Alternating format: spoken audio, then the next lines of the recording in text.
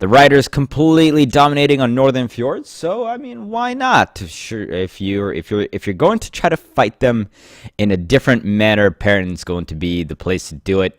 You know, Northern Fjords completely wide open, not a whole lot of places to hide, not a whole lot of places to sneak, no terrain really to speak of. And then you've got Perrin Rumble, full of structures and dastardly cranes here to knock you off your course. These ones right here. You know what I'm talking about, these things. These things are evil. They're out to get you. Anyway, let's get a rundown of ships on the RAS Napoli. On the Centurion side, we've got blue captaining. It's got a Gatling and a mortar up front. Mid-Midian going on with a carronade and a flare gun on the side. And on the RAS Serrano, we've got, of course, a blender fish with a heavy carronade up front. Assault pig captaining this goldfish with a flamethrower and a banshee on the sides. On the friend fish, captained by Dementio, who, by the way, wants to be called Daniel. I remember that now. Which is a little bit weird to say because that's also my name. But regardless, it's a blender fish as well with a heavy carronade up front with a light carronade on the side and a banshee on the other side. And lastly, we've got the LibGTK Luosi's classic Pyra. It's also got a Gatling mortar up front with a carronade and a flare gun on the side. So once again, basically mirror matchup here between these ships. I think the only difference is the Serrano has a flamethrower instead of a carronade on the side. So we'll see if that makes any sort of difference. I doubt that those side guns will really even get used, but you know, we've got a Gatling mortar, meta-median on both sides, and we've got heavy carronades. Extremely effective on this map, of course. Little bit less so against Pyramidians. If you take a look at Pyramidians, unless you're getting unless you're getting them from the side or the back, which is always a good place to be against the Pyramidian. But if you're coming head on with the Pyra and you're shooting into that balloon, a lot of that is actually going to hit this pointy nose up here, and that's actually considered to be part of the hull. So it's a little bit harder to knock the balloon out of a Pyra. And uh-oh, these two teams are going to collide right here, and we got the battle of the goldfish going on, and Serrano is already getting the worst of this as he's got his knocked out.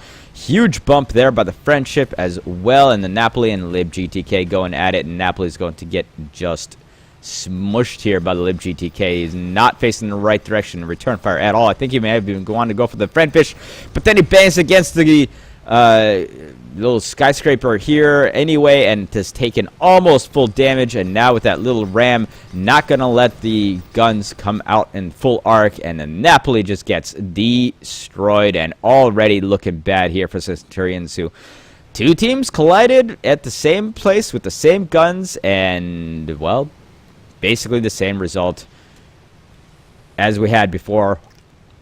The Ryders just getting better of it. And with the Serrano now poking its nose into this building while trying to get out, it's probably going to go down as well. Its avenue escape is cut off and is going to just bounce against some buildings. And this has been an absolute disaster of a start here for Centurions, as the Serrano is just getting blended, getting gatted, and is soon going to be... Oh, LibGTK actually bounces against the building here, so that's going to give a little bit of reprieve for Serrano, but between these two ships, it's not going anywhere. There you go.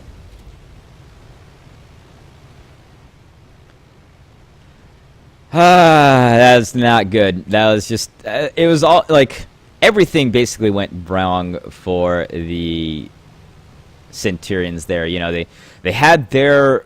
heavy carronade on their goldfish get knocked out almost immediately, and then the Napoli, I really should have stuck to trying to fire upon the enemy's Pyramidian as well, but instead of that happening, they tried to turn onto the friend fish, got knocked into a building, didn't have arcs on LibGTK, and LibGTK just kind of destroyed them from there. Yeah, it's just not a good start. After getting so thoroughly dominated, basically on Northern Fjords, you would think that, you know, they would have been able to do a little bit of something. But Friendfish is going to fly right on in here. Is going to be able to catch both of these ships from the side, and both the Goldfish and Pyras need to be facing forward to be able to make use of their front guns.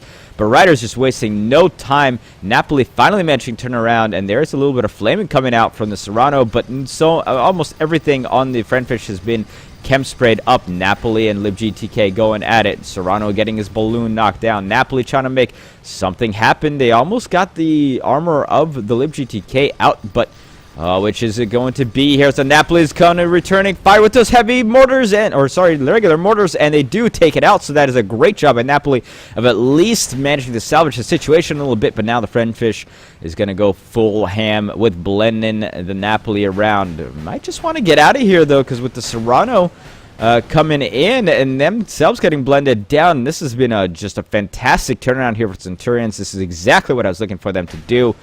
And oh man, the Friendfish is still getting blended. If they're going to get one more shot of that heavy carronade, the Friendfish's balloon will pop. But oh, they are getting it on there.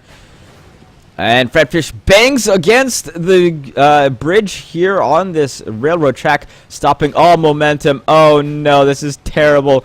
Welcome to Parent Rumble, guys. Terrain is off an MVP, and they're just going to slam the Friendfish down into their doom. Oh, what a great job by the Centurions. The Napoli did get hurt quite a lot, but managed to get the upper hand on the LibGTK. Yeah, it's a LibGTK. And they do a great job of chasing down the Friendfish afterwards, who had the unfortunate circumstance of running into one of these giant pillars. And these will wreck basically any pilot's day when flying on Periton.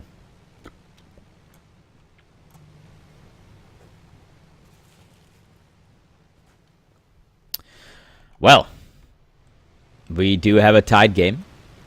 I would say, of course, that the Ryders are still at an advantage, checking out Napoli's health. I mean, LibGTK could just rush in here and blitz him down, leaving the Serrano by himself. We'll see if that's how it happens. Now, both the Centurion ships leave themselves way out in the open. They're kind of just saying, yeah, come and get us.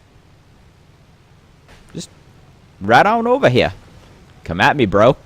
That is exactly what the Friendfish and LibGTK are doing.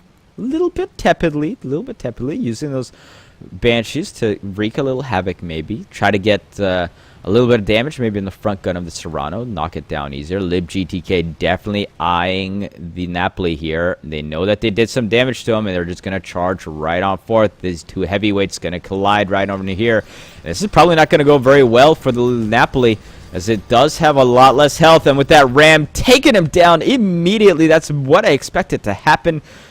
That was not a good approach there by the Napoli. They should have known that that wasn't going to work out very well. And now what is the Serrano going to do? They're going to ram the LibGTK. They're not going out without a fight. They know that running is not a great option, but that might just leave them to their doom, as they are just getting blended and mortared, and basically every bad thing you can possibly have happen on a Goldfish is happening to them currently. Can they get on out of here, or will they suffer their doom? And they do. So Ryders, after suffering a couple of losses, they do pull it right on back. That was not the smartest of moves by the Napoli, just to go head-to-head with the LibGTK. You know the LibGTK is at full health. You're at somewhere around 0. Okay, maybe somewhere at 25%. But just going head-to-head, just playing chicken almost with a LibGTK who knows that he's done some damage to you. Probably not the greatest, not the smartest of moves there. Probably wanted to try maybe a little bit of trickery. Maybe have the Serrano blend him down before they get together. Something a little bit different than what they did. And that cost them. That definitely cost them. And now Ryders are on game, set, match point. One more kill will do it, and it's going to be extremely hard for Centurions to come on back. Not impossible, as we mentioned before. Definitely not an impossibility. But it's going to be exceedingly hard to be able to kill the Ryder ships 3 times without getting a death of their own. There's so much killing power from both of these teams that it's almost impossible to get out of an engagement without a death. And that's all they need. That's all the Ryders need. They can just, in fact, focus on one ship. Probably going to be the Serrano, but you really don't want to leave the Napoli alone by itself. So we'll see what the Ryders decide to do. 2 ships passing each other. Serrano does have a view. Did they see the Friendfish? I think they definitely saw the Friendfish. They saw the fin of that Goldfish pointing on out, and they might be able to actually catch these 2 ships from behind. But the Napoli had gone a little bit too far, so they are just going to set themselves back up, hiding in the clouds, waiting for the approach. They know which way the Ryders are coming from. That's definitely a good thing. But what is the Napoli doing? What? Uh-oh. Oh, boy. They're going to have to get out. They're going to have to get out as soon as possible. Frenfish is coming. They know where each other are. Napoli and Serrano, oh my god, just by the hair on their chinny chin managed to pull through that alley there. That was almost a catastrophic move by the Napoli. And now they're actually going to get caught from behind. They're playing this little ring around the rosy thing going on right now. I don't know why they like this position better than what they had before. They would have had the beat on both of the Ryder ships coming around the corner had they stayed where they were. They decide to go through here. Now are turning. They do expect the Ryders to come on through here. Flare going down. Frenfish getting blended. But the Serrano's got to be careful. That building is going to wreak a lot of difficulty. You don't want to be banging into that building right there. And LibGTK and the Napoli colliding here. Which one of these will get the better of this engagement? Serrano getting hit as well. The Napoli is shooting into the LibGTK, as is the Serrano. That looks like the LibGTK will be their target, but the Napoli is getting blended down by the Frenfish in the back. LibGTK getting a lot of damage dealt to them, and if the Napoli can keep themselves upright, but it's going to be so hard with the Frenfish in their back. So both of these goldfish are harassing the enemy's Pyramidion. LibGTK suffering a lot of permanent damage while the Napoli is in their sights. But the Frenfish is actually kind of blocking shots right now. I don't know if that was a good move or a bad move. They were blocking shots from both sides. Just dip down for a moment. Now Napoli's actually going to go in for a ram here, but their hull is down, and Serrano and the Napoli collide. And oh no, they do get the attack, the kill on the LibGTK, but the Serrano and the Napoli colliding there may have actually, in reality, kept the Napoli from dying because it had no hull left. It had absolutely no hull left. And if they would have actually rammed the LibGTK there, they may have killed themselves. It is a possibility that they may have actually killed themselves. It's not a certainty, of course, but with no armor and basically no health, if the Napoli actually manages to get that, oh boy, I would have, yeah, it's hairy. That's real hairy. So the Serrano may have accidentally saved his own team there, but the Napoli took so much damage. You could throw a spitball at that ship, and it will, in fact, fall apart. So they've got to be incredibly protective of that ship.